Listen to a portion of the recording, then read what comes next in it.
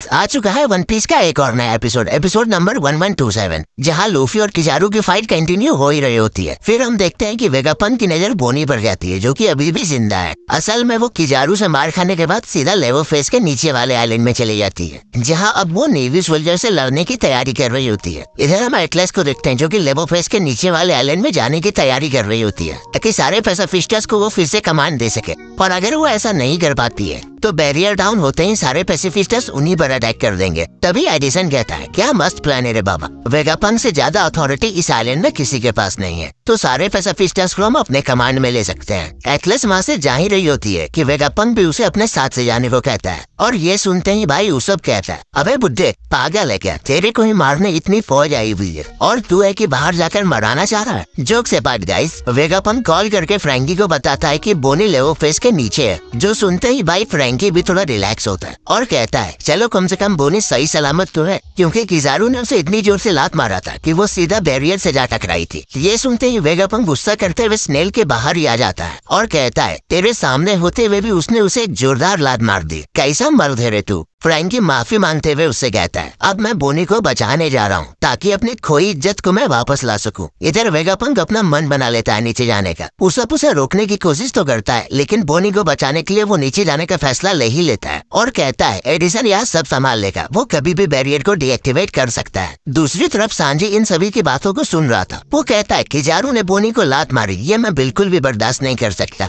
और वो भी उन सभी के साथ लेवो फेस के नीचे वाले आइलैंड में जाने को तैयार हो जाता है। सभी लोग प्लान के अकॉर्डिंग आगे बढ़ते हैं। इधर हम फ्रैंकी को देखते हैं, जो कि परेशान होकर सोच रहा था, अगर मैं थोड़ा जल्दी मूव कर लेता तो बोनी को बचा लेता। तभी लिलित उससे समझाते हुए कहती है, अब परेशान होने का समय नहीं है, जल्दी से आगे के प्लान पर काम करो, वरना हम सभी मारे जाएंगे। और मुझे तो यकीन ही नहीं हो रहा कि लूफी ने किजारू को एक ही बार में कितनी दूर फेंक दिया है। ये सुनते ही फ्रैंकी गर्व से कहता है, हमारा कैप्टन किसी से कम है का। फिर हम आइलैंड के अंदर का सीन देखते हैं, जहाँ नेवी सोल्जर्स घुस चुके हैं। बोनी भी इधर झाड़ियों में छिपी हुई है, ताकि उसे जब भी मौका मिले वो नेवी सोल्जर्स पर हमला कर दे। बोनी तो पकड़ी ही जाने वाली थी एक नेवी सोल्जर्स के हाथों, तभी उसके हायर ऑफिशियल उसे बुला लेते हैं, जिसके कारण बोनी बच जाती है। इसके बाद हम देखते हैं कि बोनी अपने डेविल फ्रूट पावर्स का यूज करके कुछ सोल्जर्स को हरा रही होती है। साथ ही वो उन सोल्जर्स को बच्चे और बूढ़े में बदल दे रही थी। वो छोटे सोल्जर्स अब बाकी के सोल्जर्स को इन्फॉर्म कर देते हैं कि बोनी यहीं पर है, जिससे कि वो लोग सतर्क हो जाते हैं। इतनी फाइट के बाद बोनी एक पत्थर के पीछे छुप जाती है। थक गई होगी बेचारी। कुछ सोल्जर्स उसे ढूंढ ही रहे थे, तभी सोल्जर्स को सेंटामारू की बॉडी मिलती है, जिसे कि किजारू ने हरा दिया था। सोल्जर्स भी उसकी बॉडी को देखकर दंग रह जाते हैं, क्योंकि उसकी बॉडी बुरी तरह से जल गई थी। हमें यहाँ ये भी बताया जाता है कि जब बोनी बैरियर से टकरा कर नीचे गिर रही थी, तब सेंटामारू ने ही उसे बचाया था। और तो और उसे आगाह भी कर देता है कि नेवी यहाँ घुस चुकी है, तो जितनी जल्दी हो सके तुम लोग यहाँ से निकल जाओ। सभी सोल्जर्स इधर उधर बोनी को खोज रहे हैं। फिर सीन शिफ्ट होकर लेवो फेस पर जाती है, जहाँ जोरो और लूची एक दूसरे से फाइट कर रहे होते हैं। साला वो डरपोक बिल्ली झाड़ियों के पीछे छिपकर जोरो पर हमला करना चाहता था, लेकिन जोरो उससे कहता है, तुम्हें क्या लगता है तुम छिपकर मुझ पर हमला कर लोगे? तुम्हारी जानवरों वाली महक को मैं आसानी से सूंघ सकता हूँ। जोरो उसके सारे अटैक्स को डॉज कर लेता है और लास्ट में उसे क्या ही घुमाकर नीचे फेंकता है। भाई मजा ही आ गया ये देखकर। पीछे से लूफी इन दोनों की फाइट को देख रहा होता है और जोरो से कहता है, क्या भाई आओ क्या मैं तुम्हारी मदद करने। जिस पर जोरो कहता है, अरे भाई तुम किजारू को संभालो, मैं इसे आसानी से हरा दूंगा। फिर जोरो लूची से कहता है, अगर तुम्हारी ताकत इतनी सी है तो खाक तुम हमारे कैप्टन के सामने टिकोगे। फिर हमें किजारू को दिखाया जाता है, जिसे लूफी ने घुमा कर फेंका था। वो समुद्र में गिरने ही वाला होता है कि तभी वो खुद को लाइट में ट्रांसफॉर्म कर वापस लेवो फेस की ओर जाने लगता है। यहाँ पे तो तुम सभी को समझ में आ ही गया होगा कि किजारू वापस से लूफी से लड़ने जा रहा है। इस फाइट को मैं एक्सप्लेन करूंगा तो तुम सभी बुरा मान जाओगे, लेकिन इतना जान लो किजारू खुद का मल्टीपल क्लोन्स बनाकर लूफी पर अटैक करने लग जाता है, और उनकी क्लैश से तो भाई लिटरली क्लाउड्स तक डिस्ट्रॉय हो जा रहा है। ये लो भाई मेरी तरफ से तुम खुद ही ये सीन देख लो, तुम्हें ज्यादा मजा आएगा। बाद में तुम सभी मुझे कमेंट बॉक्स पर थैंक्स कह सकते हो, लेकिन हाँ वीडियो खत्म होने के बाद।